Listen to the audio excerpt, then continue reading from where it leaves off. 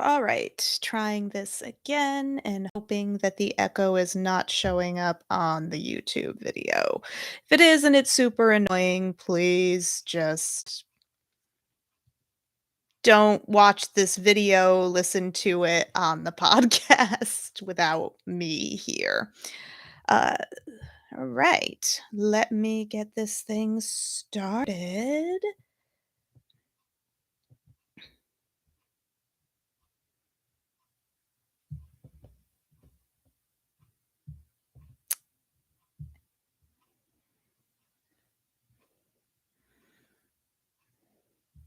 Welcome to the fifth episode of my podcast, I Do What I Want.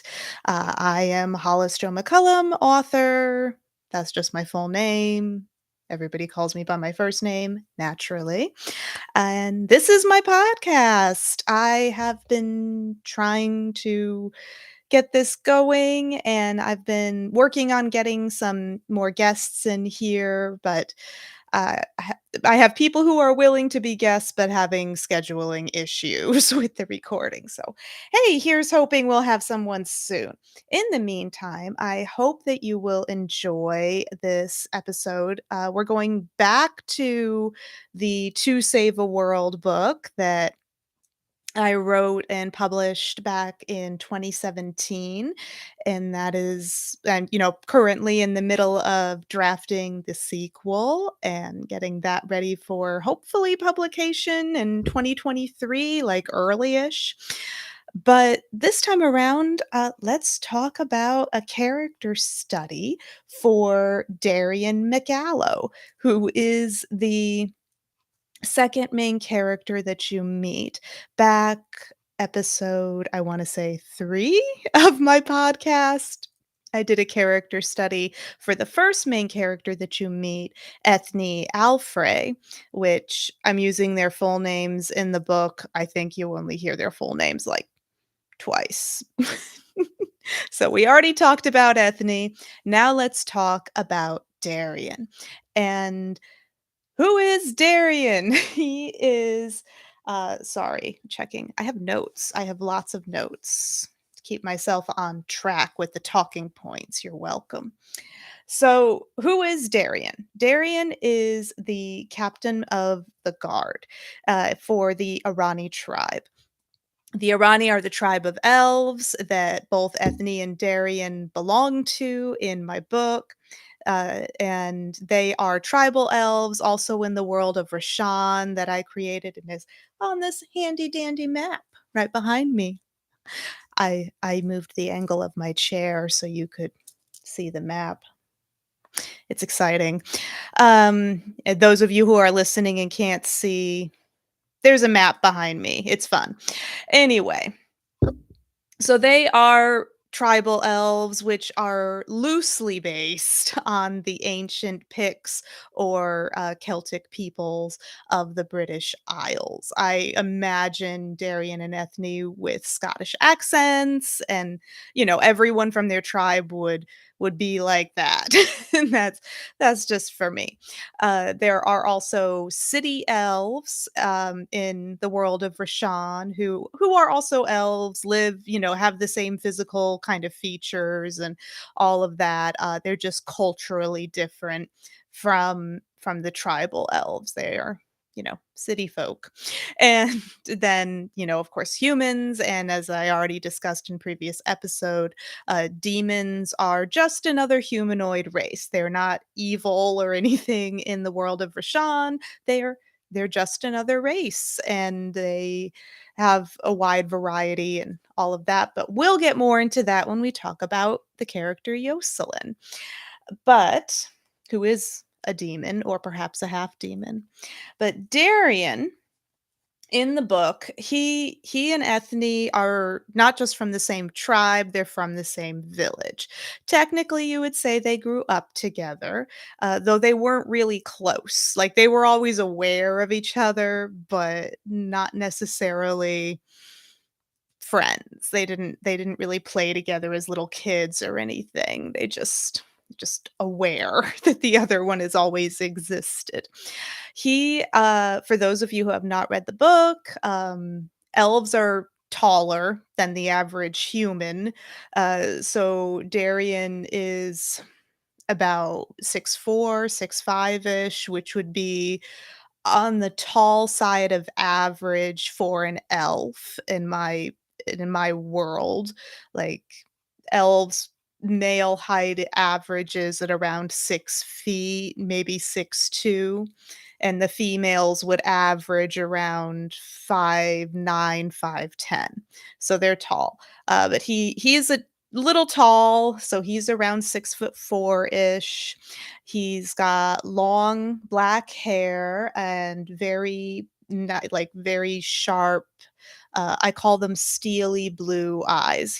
They're grayish blue, and he's a very serious person. He's young, but he's already earned the position of captain of the guard for his village. So he's basically in charge of the military force for their village, and he's young to have done this. As I think I mentioned already, elves live about 800 years.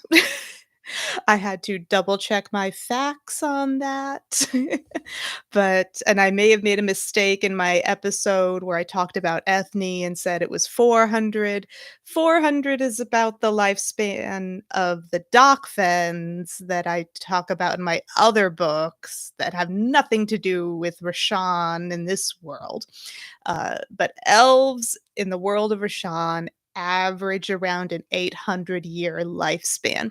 And Darian is 130-ish, 135, which makes him roughly, equivalent of a 25-year-old man, maybe mid to late 20s. So he's very young to have earned already such a high position. He comes from military lineage.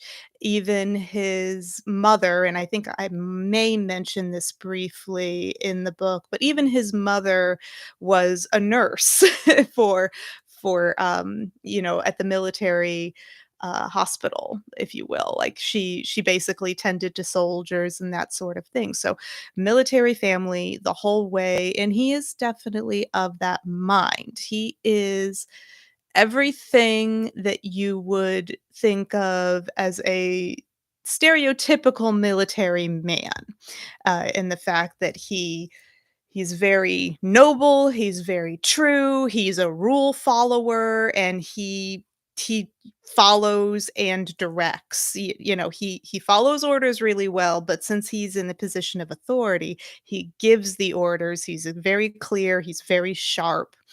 And Darian himself is a very honorable and true man. All the positive stereotypes about a military person, that is his that is his character, and I did that on purpose.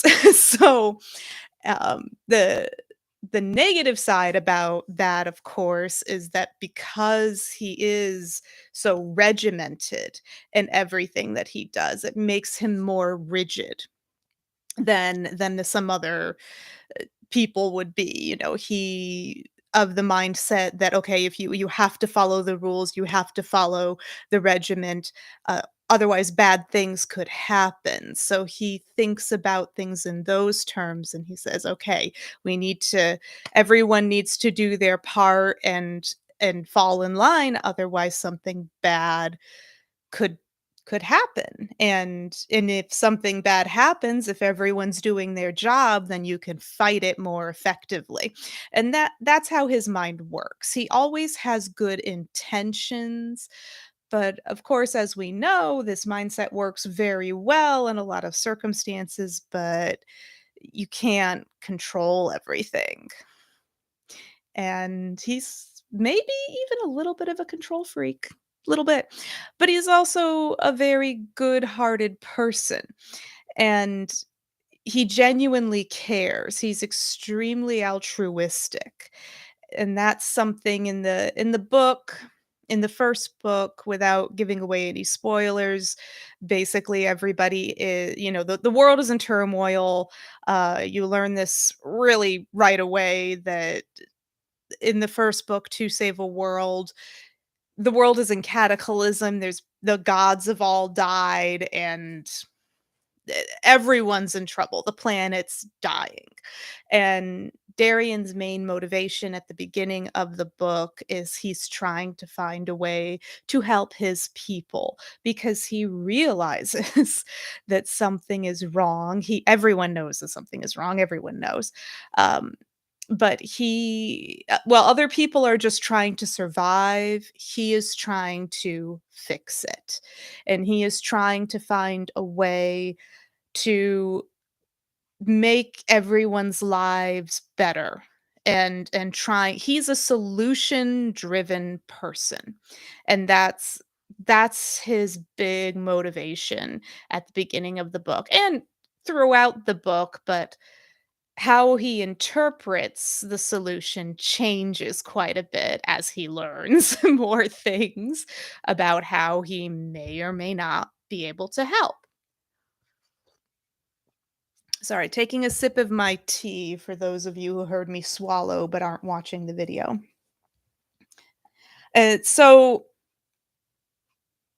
yeah, that's really it. I mean, I based him a lot on a lot of positive characteristics that I would see in my father and my brother. And my father is a retired military Navy officer. And he's a very true, noble, honorable man as well. And my brother is too. My brother was never in the military, but that personality. And a lot of the time when I was writing Darian, I would think, okay, how would my father respond to this situation?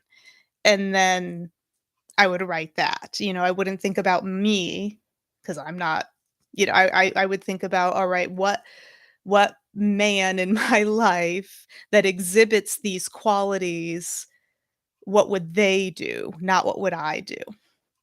And that's sort of how I wrote him and I got his character going, so thanks, Dad. Thanks, Ross. Ross is my brother, for those of you who don't know. Um, and yeah, that helped a lot. I would have used my husband for reference, but at the time that I was writing To Save a World, I actually hadn't met my husband yet, but my husband is also a veteran, so he would have also been an excellent point of reference, but, um, he wasn't for the first book because I didn't know him yet. But I do now, hooray. So, um, what are and again, sorry, checking my notes. So what are so as you know, Darian this was a Dungeons& and Dragons game. It was a role-playing game, from years ago. You all know this if you've listened to any episode of this podcast. And some of the differences between Darian in the book, as I wrote him, and Darian in the game as he was originally played, they're kind of fun. In the book, as I mentioned, he's stalwart, he's rigid, he's very serious, super stoic, just very plot driven. He's on it. He's got a mission. He's orientated on it. Tunnel vision kind of man. And he'll get the job done. He will. In the game, however, we were playing him slightly less that way. In writing a book and playing a role-playing game with other people as input or giving input are two very different things. When you're playing, you number 1, you have another person giving you input and helping you drive the plot, and you that almost gives you a little more license to goof off. It does. It gives you more license to goof off because you're also not doing anything you're doing it all for fun, right? It's a game. That's the whole point. And so in the game, Darian was not quite he was still a military man, but he wasn't as serious. He was more playful. he went off book. He didn't follow all the rules all the time like he does in the book. And when he didn't follow the rules in the game, he didn't really mind that much. It just sort of happened, and here we go moving along. In the book, uh, I used him as a character to actually help keep me focused as a writer, and that's something I'm sure a lot of other writers do. You have certain characters that help keep you on track, and when you're the only person writing the book, you you have to create controls in a way, whether you do it consciously or not, but you have to have somebody making sure you don't go down a bunch of rabbit holes and go off script all the time. When you're doing a role playing game, you can go down these crazy tangents and have a silly time and come back to the plot later. But if you do that in a book, your readers, if you even publish, will hate you because they're like, why did we even do that? Why are you talking about this? I thought you can't do that in the book. So when I was writing Darian, I actually used him as a character to help keep me on track. And so I made him much more serious and much more mission oriented. And frankly, it made him more upset when rules weren't followed in the book, because if the other characters were stepping out of line in his perception, then then it was trouble. He was like, "No, we're on a mission, we have a quest." And he was the one that kinda kept people in line.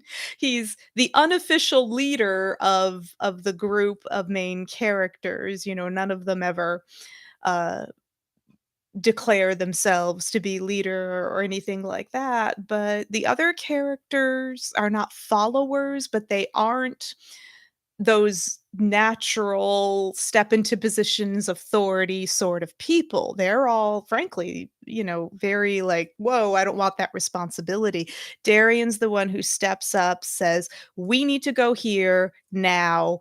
He's the adult. he's he's the one that keeps everyone on track. And as a writer, a very valuable character, because he keeps the story moving forward and keeps, the other characters in line, which any writer will tell you.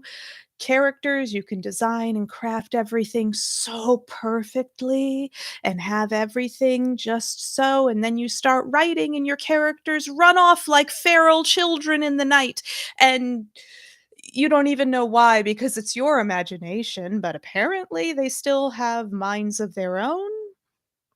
So you need these characters to keep you going, and I use Darian that way. This also meant that I ask people who their favorite character is a lot. I'm curious when friends and other people contact me and said they've enjoyed the book. I always want to know who they relate to most strongly. And Darian, of the he's the one people say the least. He is, and it is because I made him the most responsible, I think. He's the one who has it together for the most part, and, that's not highly relatable.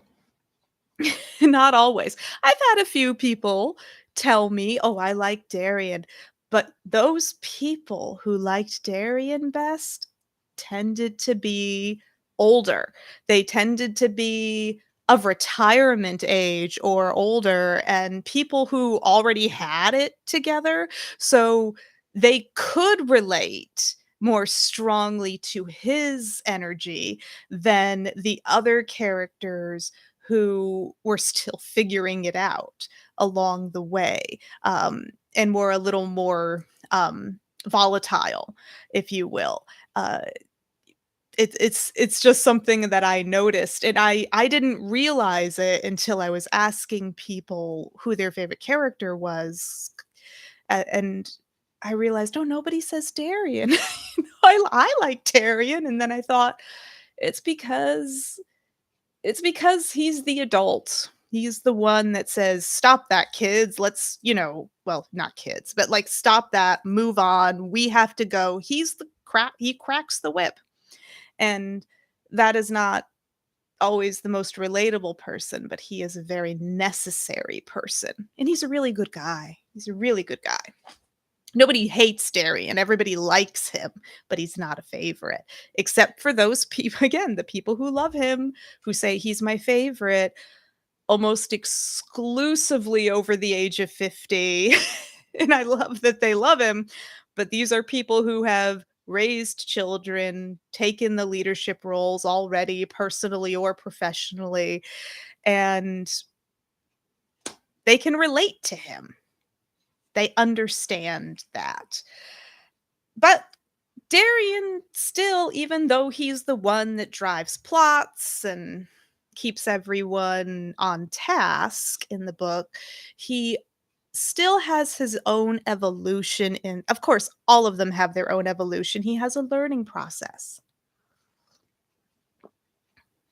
And one of the things that I really like is that Darian he has well, we're all born or not born with, but we all growing up, consciously or not, have certain thoughts or predeterminations about people outside of our own little bubble of family that, we think, oh, this is like this, that is like that. And Darian has a lot of that. He's worldly in the sense that he's traveled and he's gone out on missions, but what really opens up for Darian is in the beginning of the book, he is still very, very cloistered into his own cultural mindset, if you will, which isn't a terrible thing, but he knows not the entire world doesn't operate like that. He gets it. He doesn't think that other people are wrong for not operating like that. But on that subconscious level, he just thinks this is the best way because this is how I was raised. And that makes sense. we all we all have felt that way or feel that way consciously or not, and it's not necessarily negative, but it is a bubble. It is a bubble, and, not everybody wants it to be popped. And Darian is happy in his little cultural mindset bubble, but throughout the journey of the book, obviously they leave the village right away. Like in the first 3 chapters, gone. And the rest of the book is taking place out in the world, and they're going all over the place, and he has to learn how to adjust because he's been outside of his village a lot, but he's never had to live outside of the village before. Always before it was a mission, gone for a couple weeks, come back, or even less than that. So, but there's a big difference between going on a vacation somewhere for a week, to put it in a modern day terminology, and going to live somewhere completely different for several months or the rest of your life. It's a shift when you just go to visit. a different place. You enjoy it, you whatever, but you don't actually adjust your own behaviors. You might do it temporarily, but in your head, you don't adjust your thinking or anything. You just if something's different than the way you do it, okay, you say, "Well, this is how they do it here, but I'm not changing how I do it because I don't have to."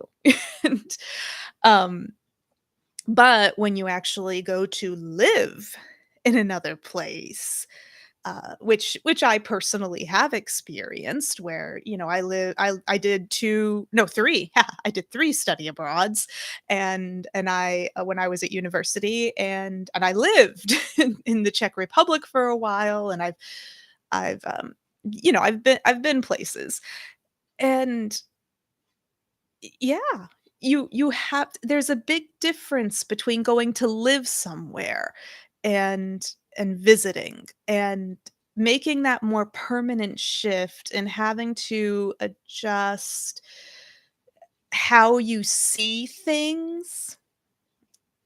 It's a different kind of way.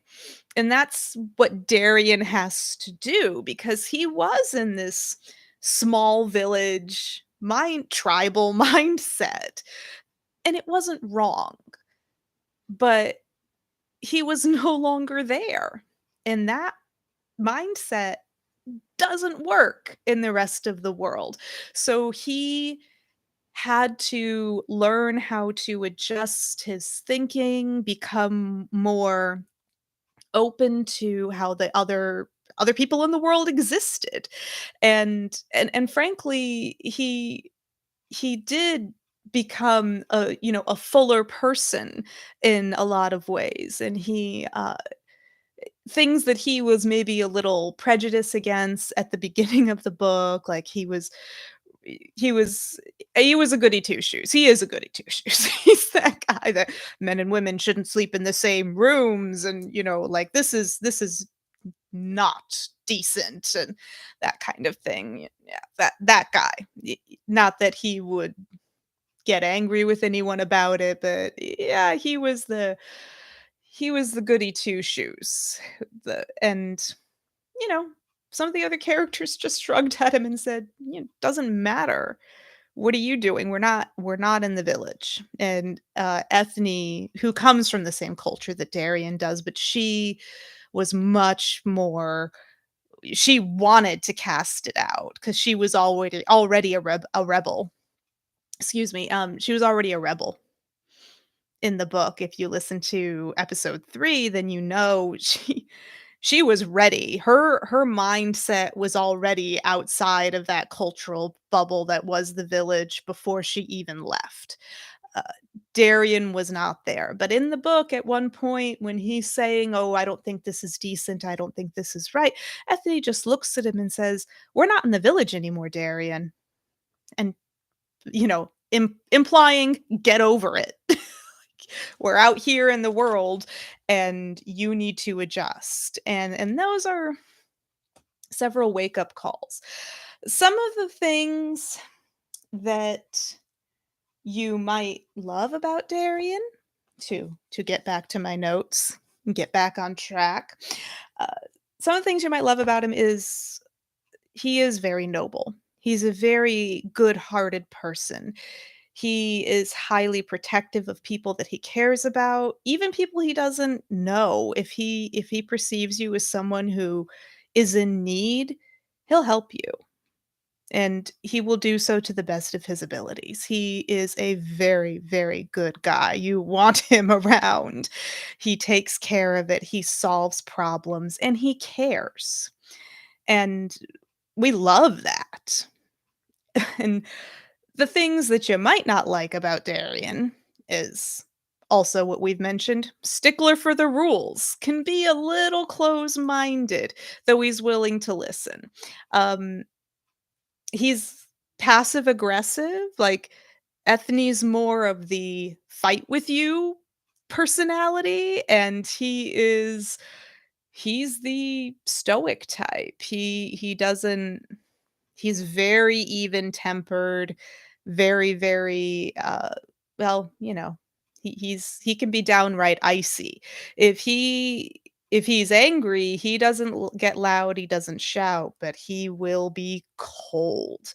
And that's something that isn't it's maybe a little scarier, but with Darian and Ethne as a pairing, you almost when emotions run high, you have sort of a fire and ice situation, which works well for them in the long run because she'll get all feisty and he'll be upset, but he's very cool and it it kind of deflates the situation a little bit. You know, they might not talk for a few hours, but at least it doesn't get out of hand.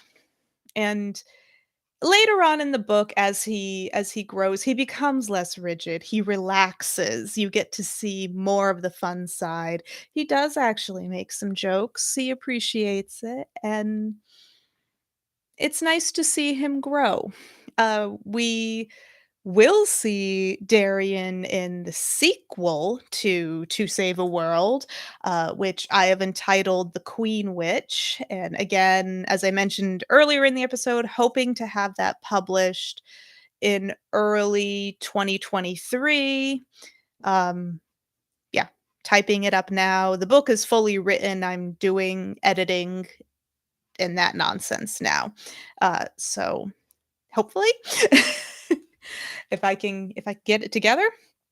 So we'll see that, but we'll see him continue to evolve in the sequel as well. As I mentioned in Ethne's episode, uh, there is a daughter, Darian. You get to see him as a father, and again, their daughter literally has the very first line in the entire book. So you know she exists from the first sentence. So I'm not counting that as a spoiler. Um, but you do get to see him softer.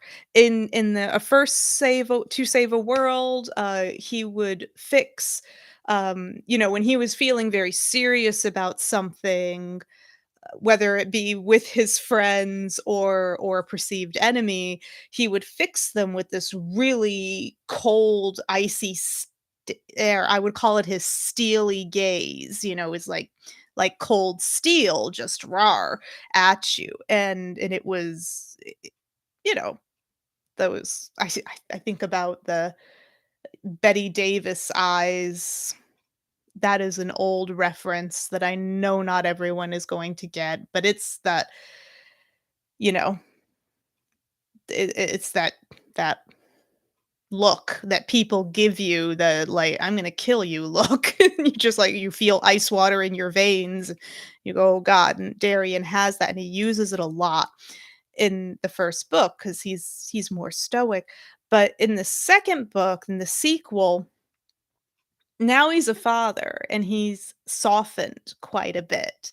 And he still is a military man. He still has a lot of that in him. That's a big part of his personality, but he cares less about the actual rules and more about protecting what he loves. So he still likes regiment. He's still super mission focused and solution focused, but he doesn't care as much at all about rules, so to speak, the written guidelines of society, if you will. He doesn't care so much about that. He cares about making sure that he is doing his best to provide for and care for his family and anyone that he cares about, which which is great. And that steely gaze does not have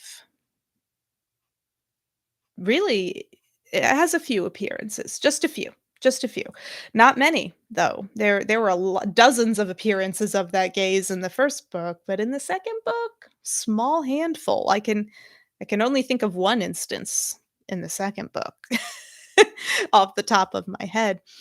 But that's Darian MacAllow in a nutshell, I guess. I hope that you've enjoyed learning a little bit more about him. Another character study episode will be coming up in a couple of episodes, where I talk about Aram, the the other guy, the other one of the other male main characters. I'm basically doing these character study episodes in the order of appearance in the book. So, first person you meet is Ethne, second person you meet is Darian, third main character you meet is Aram. So we'll talk about Aram, and then Yoselin is the fourth main character. So yeah, little little bit of fun there. I hope you've enjoyed learning more about him, and maybe you'll like him a little bit better when you read it because you understand his purpose, and that if it weren't for Darian's character, I would have completely fallen off the tracks and lost the plot. So be grateful. Be grateful for the goody two shoes. We need them.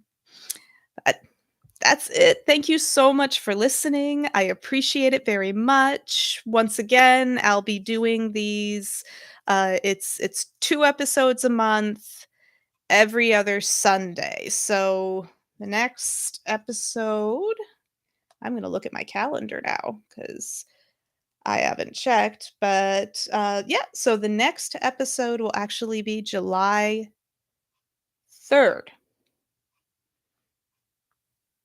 Yes. Next episode will be I'll be posting it on July 3rd. I'm not sure what I'll be talking about yet. I'm hoping I will have a guest and perhaps honestly been chatting with a friend, and they were suggesting that I talk a little bit more about the uh the hurdles of being a writer in the real world and not so much, like so maybe I'll have another fellow writer on with me if I can get the schedule sussed out and talk a little bit about pitfalls and things like that when you're publishing as a first time writer that I fell into and I know a lot of other writers do, and the ones that I managed to avoid through some good advice and research. But we'll see about that. I hope to have you listening on July 3rd. As always, I would love it if you want to talk to me. You can do comments and on the video. You can email me from my website, hollisjoemccullumauthor.com. Um, DM me on Instagram.